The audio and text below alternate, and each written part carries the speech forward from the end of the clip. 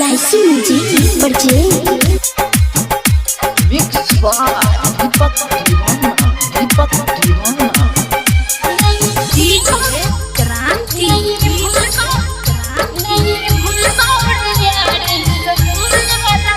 होई गेलो शादी चल जेबे तू के ससुरार नहीं भूलबा रे यार ऐसा फूल वाला प्यार ऐसा फूल वाला प्यार होई गेलो शादी चल जेबे तू के ससुरार नहीं भूलबा रे यार ऐसा फूल वाला प्यार फूल वाला प्यार ऐसा फूल वाला प्यार ऐसा फूल वाला प्यार ऐसा फूल वाला प्यार ऐसा फूल वाला प्यार होई गेलो शादी चल जेबे तू के ससुरार नहीं भूलबा रे यार ऐसा फूल वाला प्यार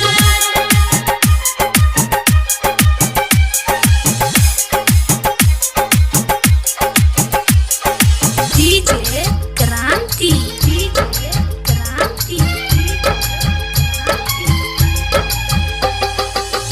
तू त छोड़ के चल गेलही हमरा कनाई के अकेला मजबूर री हो हमेरे यारवा जैनी रे गेल रहो खेला प्यार में तोरा पागल भेलियो मारै छे लोगवा के ढेला हंसैत खेलैत तो जिंदगी देली हमर उजार नहीं भूलबा रे यार ऐसा फूल वाला प्यार ऐसा फूल वाला प्यार ऐसा फूल वाला प्यार ऐसा फूल वाला प्यार ऐसा फूल वाला प्यार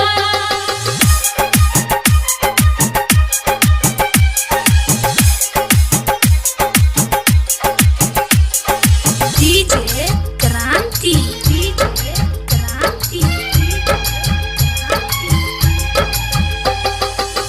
मार तू देलही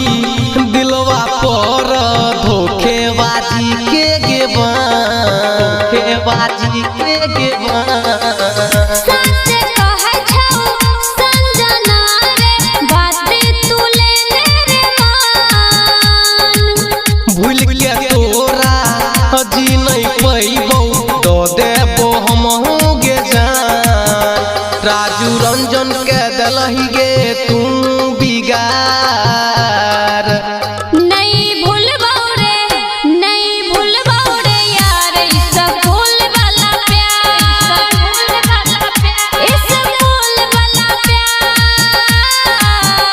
ऐसा फूल वाला प्यार ऐसा फूल वाला प्यार ऐसा फूल वाला प्यार LIC music recording studio Triveniganj Supaul.